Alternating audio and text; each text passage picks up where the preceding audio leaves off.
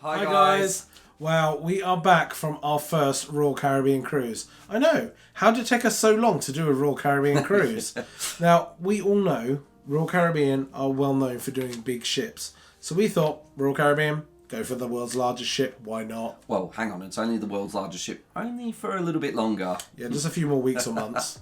That's true. So we actually flew into Cape Canaveral and we took a 7-night cruise that went down to Coco Cay, to the Yucatan Peninsula and to Roatan as well.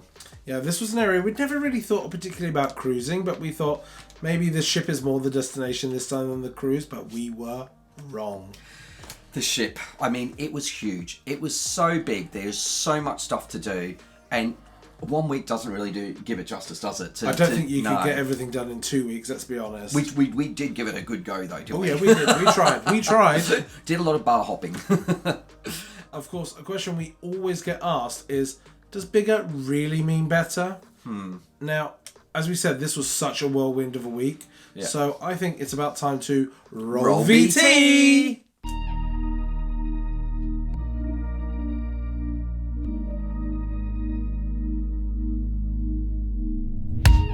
Don't wanna wake up, I might be dreaming. I might be dreaming. You're stirring things up, my heart is beating. My heart is beating. I won't let go, I can't say no. My heart is yours, so I say here we go. You do that something to me, you do that something to my heart. I give up, you won't stop, I'm like a spinning top. You do that something to me, you do that something to my heart. I give up, you won't stop, and I keep spinning. You see right through me, do that to me, so let's do this, baby. You do that something to me, you do that something to my heart. I give up, you won't stop, I'm like a spinning top. Not used to do this, it ain't my style. It ain't my style. You see right through me, I don't wanna hide. No, I don't wanna hide. I won't let go, I can't say no.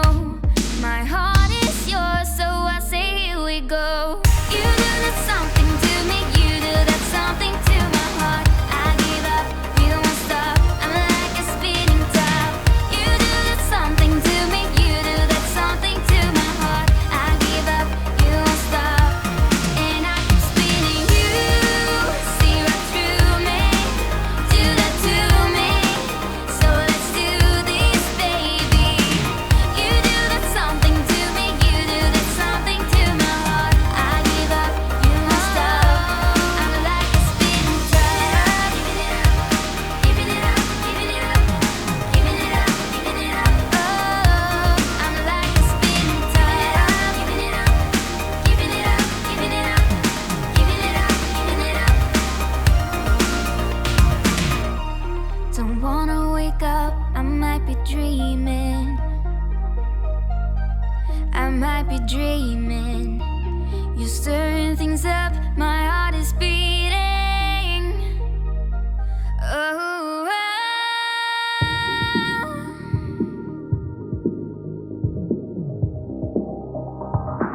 so I say here we go. You do that something to me, you do that something to my heart. I give up, you won't stop, I'm like a spinning top. You do that something to me, you do that something to my heart. I give up, you won't stop, and I keep spinning. You see right through me, do that to me, so let's do this, baby. You do that something to me, you do that something to my heart. I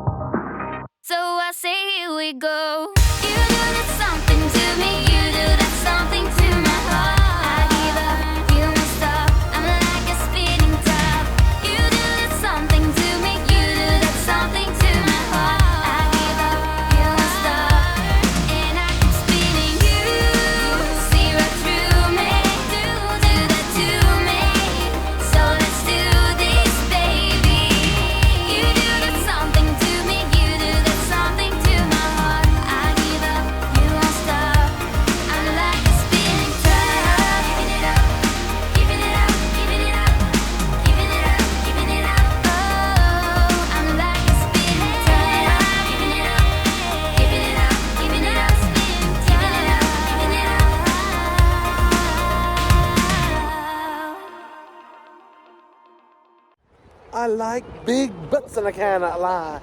You other brothers can't deny. When a girl walks in with a thing and I don't know. shoves that big fat round thing in your face, you get sprung.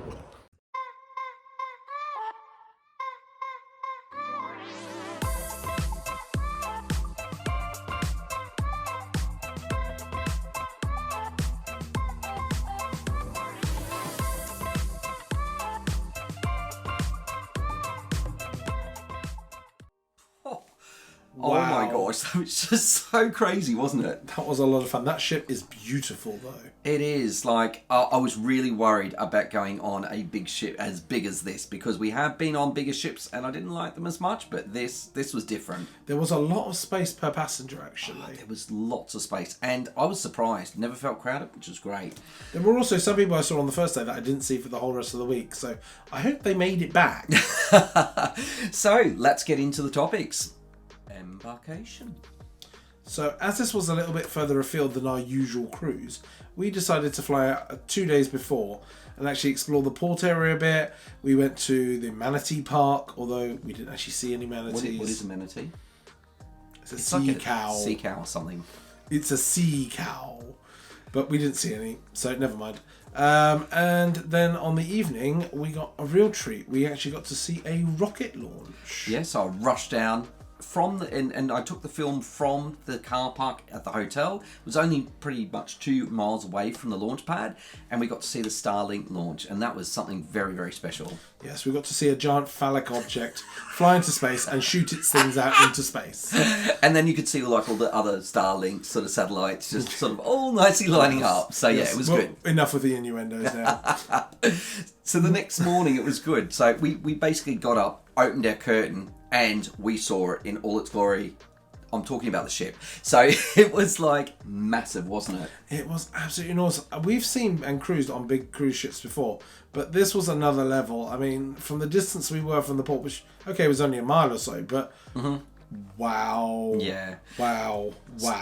Yeah, One of the that's funniest things actually with Embarkation was as we were going into the main embarkation hall, I just as a joke kind of intended for us lot, just kind of woo yeah, and literally the whole embarkation hall did this kind of like Woo! It was like this Mexican wave down the escalator, wasn't it? It was really funny. I was like, tell me you're on a cruise in America without telling me you're in a cruise in America. Woo! That was fun. But yeah, so we got on the ship quite quickly. And yeah, the party smooth. was already started It was starting. when we got on board. It was on another level. Speaking of which, that brings us quite nicely onto the ship. She was enormous. It was big. I've never had a ship where basically you have to have neighbourhoods to describe the areas of the ship. Exactly. It was like there's so many different neighbourhoods, and they're all very distinct and very unique. So you've got neighbourhoods such as the Royal Promenade, you've got the Boardwalk, there's like an entertainment place underneath the promenade. There is also Central Park. Oh, I love Central Park. I love Central Park. That was a real highlight for me, actually. I don't know, I just never experienced something like that. You could sit there and literally not know you're on a cruise ship. And that's the one thing that I wanted to say. There was a time where we were walking around the boardwalk, we're walking through Central Park. We didn't even know we were on a ship. It just looked like I don't know, maybe even like a shopping centre or something. And it's not until we got into our room, into the cabin, and actually stood on the balcony and saw the sea that we actually, well, for me, I know that's the moment I was like, actually, I'm on a cruise ship. Yeah, the Royal Promenade gives sort of American shopping mall vibes to me. Yeah. It is beautiful, and it is definitely the hub of the ship. Yeah. Or one of the hubs of the ship, Yep. I should say. Yep. But you wouldn't know you're on a cruise ship, quite honestly. I'd have to say with the Royal Promenade, and I don't know how you feel, but after going on MSC's biggest ship, which is World Europa, they also have the same kind of concept of a Royal Promenade as such. But the difference here is that on MSC there was like stairs crisscrossing through the middle of the Galleria, and it sort of didn't give a really nice flow through, whereas this was a massive flow through. All the venues spilled out into the promenade as well, so the promenade and the venues became one, which I thought was a really, really good atmosphere. It was nice, and it also helped when we had the parade on the sea Yeah. day. Well, actually, I think it happened more than just the sea day, but we only went to the one on the sea day. But it was absolutely great fun. Everyone was there. It was the one time actually the promenade was packed. Normally it was pretty spacious and empty, or it had that feeling of emptiness. It wasn't empty, definitely not. Yeah. But there was the parade was a busy one and was a lot of fun. If you like getting wet, there's plenty of place to get wet on this ship, isn't there? Yeah, and one of the best design things I thought about this was the splash away bay for kids. Yeah. So a lot of ships obviously have really good splash parks for the kids to play in, but this one had loads of space around it for sun loungers and things like that, so you could relax as an adult if you didn't want to be in the water with your child. There were lifeguards around as well. All the big slides were there, as well as the smaller sides for the smaller children. Yep. They also had the bars nearby, which is always a positive. For the parents, of course. And of course there was the ice cream bar, or sprinkles, Which didn't have sprinkles. No, that was a bit of a letdown actually. Josh was a bit disappointed about that. He said, "Can I have sprinkles?" I'm like, "No, there are no there's no sprinkles. There are no sprinkles and sprinkles, but there is ice cream." Yeah. Some other venues on the ship which are great is, naturally, you've got the rock climbing wall, the staple of Royal Caribbean. You've got Flow Rider, and Josh did actually get to go on Flow Rider, as you would have seen in the VT. There's also the Abyss dry slide. Josh went on that, and I did actually get a chance to go on the zip line, and the zip line was free. It was like 3 seconds of whoa, and that was it. It was a good thing it was free. Wouldn't have paid for it. Yeah, as I say, if you paid for it, I'd have been pretty annoyed. There is also the huge mini golf area, which was really fun. We used it on the first day a lot. Yeah. And that was free to use. I think, as well up there. There's ball courts, there's sports hall court things for any type of sport you want to do. Really, there's so much to do on board. so much to do. There's lots of restaurants, so we'll get onto that later. But yeah. You've also got the adults only solarium at the front of the ship. We did like this area. It was quite busy on our cruise a lot. Yeah. So if you wanted to get a good spot, you had to go quite early. Yeah. The solarium bistro, though, as it was, kind of a buffet design thing, that was really good as well. Yeah. We really liked that. We had some nice lunches in there as well. Yeah. The cabin. It was a bit meh. Yeah, I agree. I don't know. I thought for Royal Caribbean it would have been more vibrant and excited and things. It was very plain. The Bland. walls were very bland. Bland's a good word. Bland's a good word. Bland or meh is a good word. It was, however, very functional. Yeah. We have stayed in some cabins that have been really beautiful, but absolutely no. Just not functional at all, and don't have the things that this cabin had. So let's. This had lots of power. This had loads of storage. Lots of storage. Although I could have done with more drawers, but Yep. that's just me. I'm a drawer person. I don't really hang things. I draw.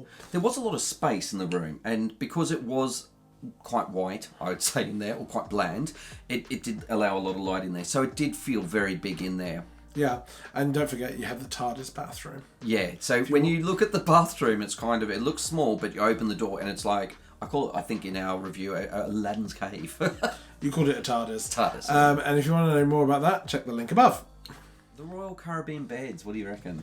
It was comfy, although I have to ask, who needs 3 pillows? And not just 3 normal pillows, these were like big pillows. When they were stacked up by our room steward most days, they took up half the bed. Exactly. And then trying to sleep on them, like we do sleep with multiple pillows, but because they were so big, you couldn't sleep with one, but you couldn't sleep with 2. So, and I think a lot of other people on the ship were actually talking about this fact and saying, how do you sleep on these pillows? So, Yeah. The bed itself was very comfortable. Yeah. Josh's bed was obviously the sofa like normal. I do think it was a bit weird when you had more than one child. And if you want to know about that, go and check out the Coast to Coasters, because they were on this cruise with us, and their 2 kids had a very interesting sleeping arrangement. Yeah, so go and check that video out. We'll put the link in here as well. When it's out. When it's out. One thing that was really cool as well was the balcony was a really good deep balcony. Yeah. Really good sized balcony, actually. A lot of modern ships have had quite small balconies recently, and I've been a bit kind of like, this is a bit disappointing. You can't really sit out and use it. Yeah. We did use ours because it was such a usable size. Mm-hmm. And another nice thing, the chairs on the balcony were actually recliners. Yeah. And you had a footstool each, as well as a little coffee table. And it was good quality furniture, wasn't it? The good thing is, as Tristan said, because you could get the chairs and lie them flat, they kind of became like sun lounges, and I did use them for that purpose for a couple of days as well. excursions. So actually, unusually for us, we had an excursion in pretty much every port Yeah. booked. We had 2 with the actual cruise line because we had some onboard credit to use up. And then we actually booked 1 directly with Charlie's Roatan Tours. And that was absolutely amazing. Yeah, it was that day. amazing. It's so much fun.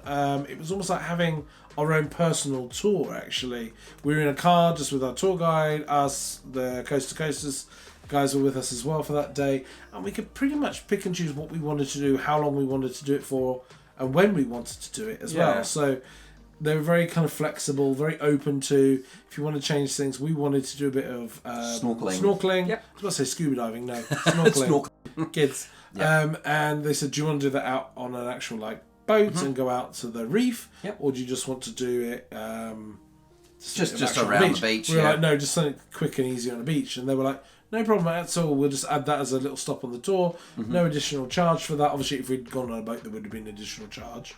The thing about that tour as well is that, as you said, because it's a private tour, you don't have any time restrictions. So our driver was just like, when you want to go, let us know. And that was the perfect thing, because there were some places we did go to which we were like, why did he bring us here? But, you know... the craft shop and the apparent chocolate factory. Which is a chocolate shop. Yeah. With a tip box at every single corner. And I was like, what are you tipping people for? It was the old lady sitting outside with just a tip, and I was like, "What have you done? Do you actually belong here, or have you just come and sat on the bench and gone tip?" So it was like tip central in there. So we didn't stay there very long, did we? No, but there were other places that were really fun. The rum factory. The rum factory was good. Factory's not the right word for it, really. Well, rum shop. Yeah. Was really good to go to. Lots of free samples. With the most brilliant rum cake, and we did bring some home. We brought some home. Should we drinking? Eating it. That this Maybe weekend. drinking it. Possibly drinking it. It was very alcoholic. And the views from the outside the rum shop were amazing. So what were the 2 ship tours that we did? So the 2 ship tours we did. So we actually went in Cozumel. We decided, I was feeling a bit unnervous because from Cozumel you've got to go across to the mainland to do a lot of the excursions. And there's only so many ferries, and I was like, if you miss a ferry, you could really miss literally the ship. Yeah.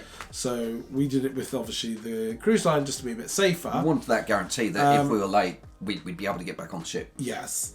We actually did something which I've wanted to do. It's been on my bucket list for ages. Before we get into that, we need to talk about the ride over to the mainland. You mean the roller coaster of Chunder? Because we went on this ferry. And I mean, the horizon, I don't know where it was just all over the place, and everyone was throwing up. Emma Cruises, you would not have been happy on that one. Anyone, I mean, there were lots, I mean, really, about 20 odd people that we could see were reaching for the sick bags. It was really, really choppy. I found it funny because the crew was standing there with the sick bags with this lovely smile on their face while they're rocking back and forth. It was so funny. It was hilarious. But yeah, so once you finally got over that and then realised you had to do the same thing going back, we jumped on the bus. We did jump on a bus, but we actually went to something that has been, as I said, on my bucket list for so long, which is we went to a cenote. Now, a cenote is a kind of sinkhole, for want of a better word.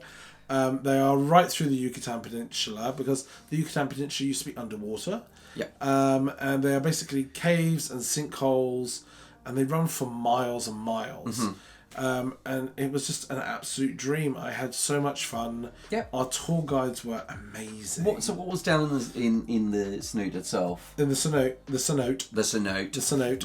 We had we went through the caves initially before we got to the cenote. They had like stalactites. They had stalactites and stalagmites. Yeah. They had catfish, little catfish, only little ones. Shrimp. Little shrimpies, and these sort of like spider crabs things on the land. They evolved with crab claws. It was kind of weird, I'm not going to lie. And lots of bats, lots of fruit bats. But that was fine. That was fine. And eventually you get more and more into the water and you get accustomed to the water. It was initially very cold, and then you get used to it. Mm-hmm. And by the end, we were swimming around in this cenote full of water. Some sort of with coloured lights, it was just amazing. It was absolutely stunning. And they played the stalactites. Like a tune. They played the tune in the pitch black. It was amazing. It was wasn't one of it? the most Absolutely amazing fantastic. experiences. We were down there, nearly 2 hours, and it just went like that. Actually, the end was really cool. So they turned all the lights off, so you could just about see the entrance. It was a long way that we'd gone, Yeah. but we were nearish the entrance. They turned every light off, all our torch lights off and things. And we actually walked the last part in pitch black, where you could just see the hazy light, the hazy light in front, and you literally emerged into light. It was stunning. It was stunning. absolutely Now stunning. we couldn't. I cannot recommend it highly enough. If you're in Cozumel, Definitely go and to do go it. to these. Go and do They're it. stunning. Yeah. One thing, unfortunately, we weren't allowed to do was film down there. So we did take, we got pictures taken down there. So we might just. There were stick lots a of few. photos there, so I'll be putting them up through this, I'm sure. In Costa Maya, Yep. we did something that was on Justin's bucket list. Yeah. Which is we went to the Mayan ruins, which you'll have seen in the highlights reel as well. But it was wow. It was amazing. I mean, it's just weird that you go into this forest and then you walk around, and I just started seeing the pyramids, and that is something that I've always wanted to do, and it was just a really great experience. One of the nice bonuses with this one over some of the other ones as well is you can actually climb some of these. So we actually could climb up them without paying a fortune or being a silly tourist that tried to climb one early. You can actually climb these ones, and we did, and it was absolutely It was stunning. amazing. Absolutely stunning. Oh, hang on. I forgot Coco Cay. Hang on. Hold that thought. We're going to talk about that a little bit later, so stay tuned. Coco Cay deserves a segment all to itself. Exactly. Food and drink. Wow, the cocktails were outstanding. Before we went on this cruise, I was really reluctant. The drinks packages are very expensive on Royal Caribbean. However, we definitely made our money's worth. I mean, we paid, I think, nearly about £1,000, which we thought, well, that's expensive. But at the end of the trip, we actually calculated how much we had drunk, and we weren't getting absolutely blotto. We were getting merry, but not blotto. And I think we spent at least 2.5 times or 3 times what we would have. It's worth noting that and working it out in your head. If you have a few cocktails and a few other drinks during the day, you're quickly going to add up to the drinks package. So whilst it is expensive, Yeah, it was they worth are, it. one, worth it for us certainly. Oh, yeah. And 2, very good cocktails. They're good. And let's talk about the food then. This, on the other hand, was a bit of a letdown for us, I think. Yeah, I think so too. It was, I mean, a lot of people really put Royal Caribbean up high with their food. Especially Windjammer. Yeah, this was really not great. Windjammer was very repetitive. Yeah. Pretty basic food as well. For me, it was like burger, hot dog.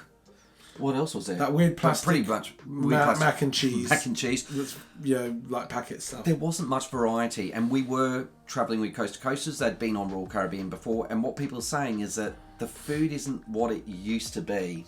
Certainly not in the buffet. No. Main dining room, the food was okay. There was Yeah. nothing to complain. I would say equally, it was nothing to write home about particularly. No. It was a very repetitive menu as well. Yep. And we did find a lot of the times as well, kind of weird things like the formal gala, or elegant night as they have it on there. They had a curry. And they charged you for things like lobster tails, which they don't normally do on other cruise lines. For gala on night, On anyway. their gala night. Yeah. So I found that a bit strange. It was a bit weird. We also found, and we did have some speciality meals whilst we were on board, but we also found that quite often the food that was in the speciality restaurants you could actually have in the main dining room, Yeah. essentially for free. So I was like, why are we paying for speciality then? So we'll talk about our chopped grill experience. It wasn't the best experience, was it? So when we walked in, the maitre d' was there, ignored us, walked off, came back, was quite Grunted. rude, grunted at us, walked in front of us to our table. When they served you your steak, they asked us to cut into the steak. And Well, they asked us, Yeah. as most steakhouses would, Yeah. they asked us for our preference. Yeah. I said, I like mine rare. When it came to the table and I cut it in half, it was well done. It was actually verging on boot leather. And he did I ask basically me, made a joke and said, that's not very rare. And he sort of went, huh? And shrugged then it off shrugged and it and walked walked off. off. And I was just like left looking at Justin going, do Yeah. I pull him back? Do I set, and then when he came back later, he said, how was your meal? I said, well, it's an overcooked steak. I asked for rare and this is well done. And again, he just sort of ignored Just it and ignored poured it. some wine and walked off. So it really, the service was really lacking. The thing that, as you mentioned... The food wasn't great. The food wasn't great, but the thing is that the entree and the desserts were being served in the main dining room, and sometimes even I had better steak in the main dining room than I did at Chops. I had better steak in the main dining room, and I actually had better desserts in the main dining room as well. The desserts in Chops were like shop bought box cakes and things. It wasn't great at all. No.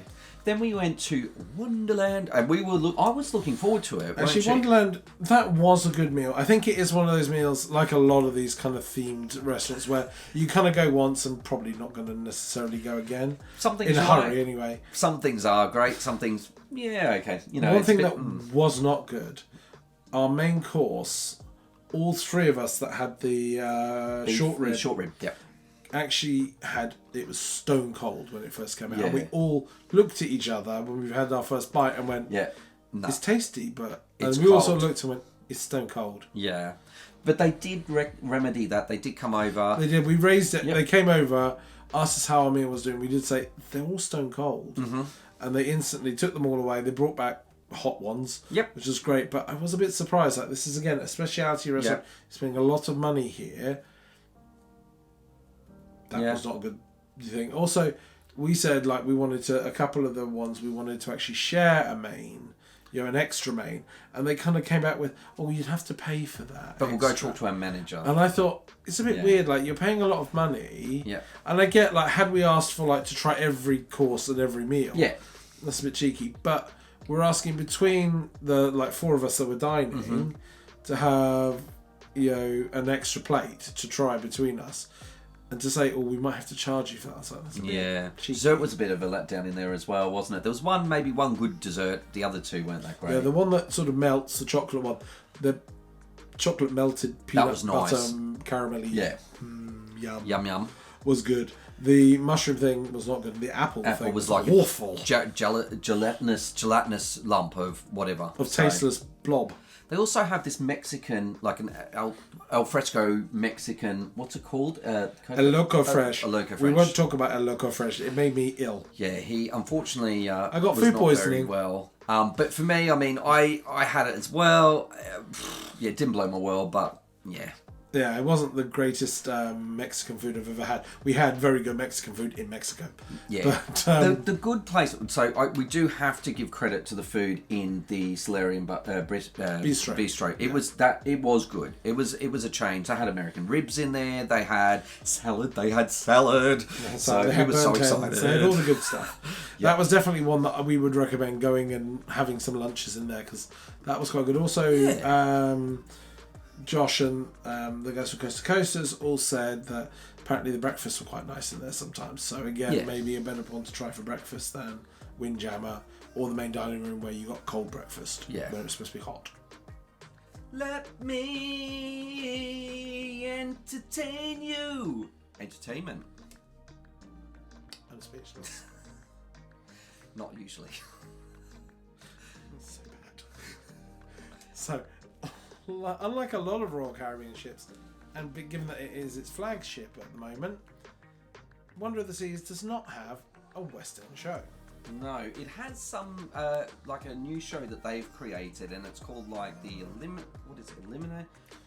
The Effectors 2. Effectors 2. Also known as one of the campest shows we've ever seen. Yeah, it was camp. It's like a superhero sort of, but extremely camp. It was a lot of fun as well. It was. It was camp, it was fun, it was lots of lasers, it was flying around. It was everything you'd expect for a Royal Caribbean show, quite honestly. Yeah, I think the staging was good. I thought it was good. It was a lot of fun. It was a lot of good fun. I sang the whole time. Yeah, the songs were good. That was also helped it that a lot of the songs are songs you'd know, so you could kind of sing along. Yeah. Outside of the theatre, there wasn't actually much on in the theatre other than the Effectors. They had some comedians on, and there wasn't a huge amount on. They kept putting movies on at night in the theatre as well, like just like Hocus Pocus and things like that. So rather than have a show, they had like films, which I found really weird. However, saying that, there was a lot of entertainment across the rest of the ship. Yeah. And one of the most impressive things we went to was actually Studio B, and we actually went to the ice show, 365, which is really good. We sat actually, right at the front, so we got all the action. We did, just for you guys. And one of the most interesting things that I still can't get my head wrapped around is these guys are super talented. I mean, ice skating they do is super talented, but they're doing this on a moving ship, whilst it's not only moving, but it's moving and moving, because we were rocking and rolling that night quite a lot from the storm. So that was just even more impressive. I still can't get over that, quite honestly. Yeah. The other good thing that they have is, like other Royal Caribbean ships, they have the Aqua show, and that was amazing. All female cast. Unlike a lot of other shows, though, on the rest of the fleet, this is an all-female cast, which is a first, I think, anywhere, actually. Any of the ships and things. I was kind of on the edge of my seat, because the pool itself is has platforms that goes up and down and moves side, like one is up and one's down, and it would only take one wrong move for someone to dive down and go. But you've also got people emerge from the pool, so there must be some sort of chamber underneath that they can somehow get through and up. You've got people diving from different heights. You've got people coming along on trapeze rope things. It's just.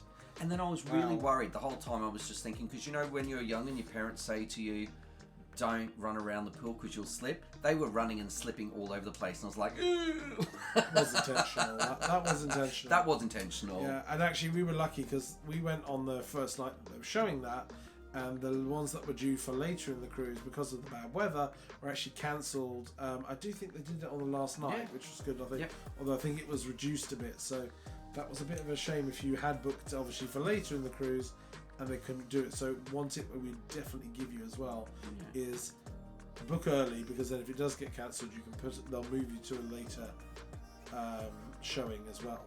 Yeah, some of the other entertainment they had on board was on the promenade, as you had mentioned before. There was a parade, and that was out of the world, wasn't it? You didn't know where to look. It was impressive. It was slightly culturally insensitive in some at some points.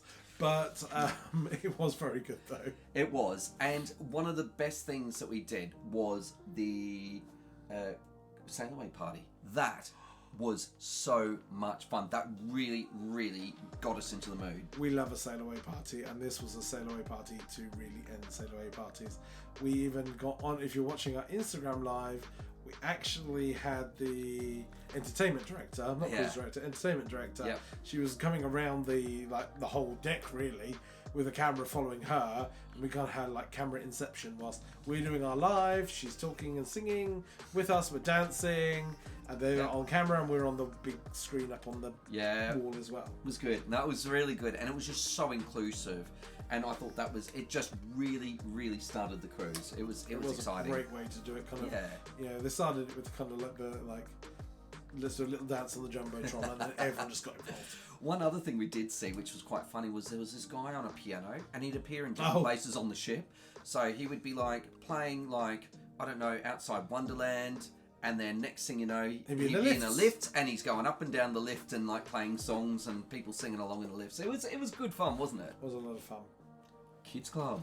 Adventure Ocean. Yeah, it's the place where you dump your kids so you can go for a drink. No, they seem to do quite a lot. Although Josh wasn't keen. I think he's starting to get to the age where he's a bit too cool for school, if you know what I mean. But to be quite honest, the age range groups in the Kids Club was quite wide. It was 6 to 12, which for his age group means he's coming up to the higher end of that, which means that's going to be quite difficult. Do that whole age group. But there was also the babies bit. There was a younger group, and there was a teens as well. And they had this play area, like a general play area, which was really good. They had lots of the games consoles, all the usual things you'd expect. Yep. We also had a really fun, lots of activities that they would do with parents, parents and things. So we did a science one. Did the science and make a little volcano everywhere. Family bingo. Josh was one number away from the full house. He was very disappointed. One thing that we did find a little bit difficult was the hours that actually it was open were very limiting. Yeah. And again, this must be a Royal Caribbean group thing, because Celebrity do the same. Yeah. After 10 p.m, you basically end up paying if you want an extra 1 or 2 hours of stuff, and it's not cheap. And it's more on Royal Caribbean than what it was on Celebrity. It was maybe $4 an hour more. Yeah, and when you think a lot of other cheaper cruise lines do Kids Club at least until 11 or midnight, I'm like, This seems a bit of a penny pinch, really. Yeah.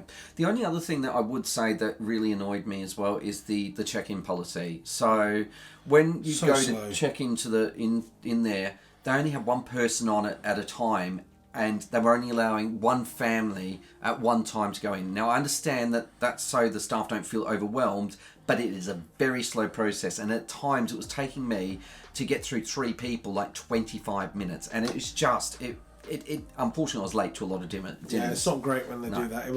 They do need to take maybe a leaf out of some of the other cruise lines and do it a bit quicker, because they are a family cruise line after all, so there's lots of kids and families. The areas as well, I don't know, they were a bit bland as well, I think, when I've seen other kids clubs. I don't know, they had fun, but It's bright and colourful fun, but maybe not the best one that we've done, and Josh has done certainly.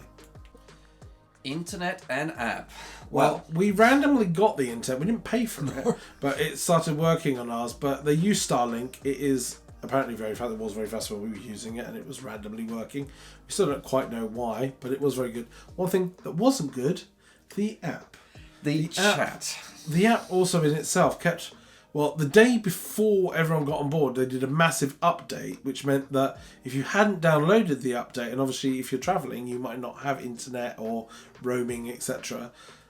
If you hadn't updated, though, you couldn't use the app, and you had to then get on board to then update the app, which was a bit rubbish, a bit poor thinking, a bit poor planning. I suppose it's a very difficult time to do an update for a lot of people. But the other thing that you said as well that was a bit of a problem was the actual... messaging. So they had this messaging function on it.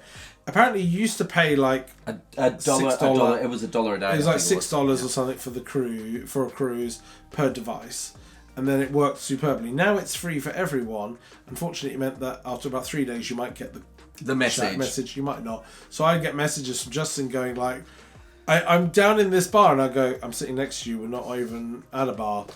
We're at the Flow Rider. What are you talking about?" And he'd be like, "What? Yeah. No, I sent that to you yesterday." And I'm like, yeah, it was a bit frustrating because we were travelling with Coast to Coasters as well. We wanted to try and, we were trying to organise times to meet up. And so you physically had to basically say, right, 7 o'clock this time. If, you just had to do the old-fashioned way. It's also not very good if you've got older children and you're trying to keep a track on them and just say to them like, we're going to go here now. Where are you?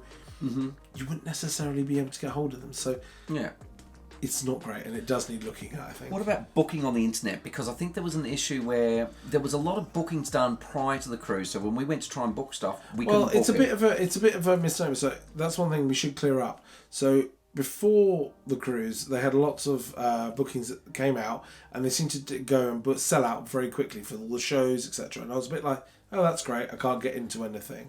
However, actually, they only pre-release so many, and then when you get on the ship for your actual cruise, they release far more. So actually, the day you get on is the day to look at the app and look at all the different shows and book when you want to go, because that's when all the places are available, and there are far more. So if you miss out don't panic. There will be ones when you get on board. So don't worry about that. That was a good thing, actually. One thing I will say that is good with the app is that the safety video can be done on the app, so you don't have to go to a whole safety demonstration. Yeah, the muster drill was much easier on board because of all the stuff that gets done on the app. And basically, you go to your muster drill station and go, "Scan me." Final thoughts?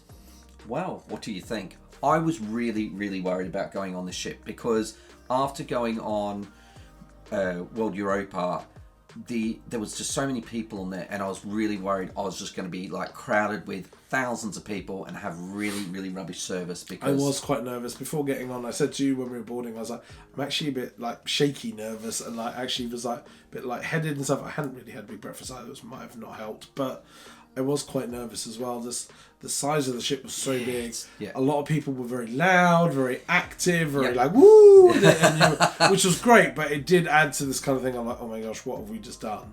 And actually, I got on board, and it was so great.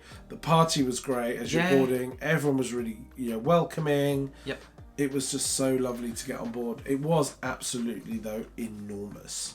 Unlike some other big ships I felt like I was being treated as an individual by the staff. So there was a lot of space. Yeah. Staff would, as you said earlier, staff remembered our names. We had a bartender, Steve. He remembered our cabin number, our names, our drinks, and even when we were on Coco Cay. So I did slip him a tip at the end of the cruise because he did such a good job. He definitely deserved it. And it was very personal service from almost everyone on board.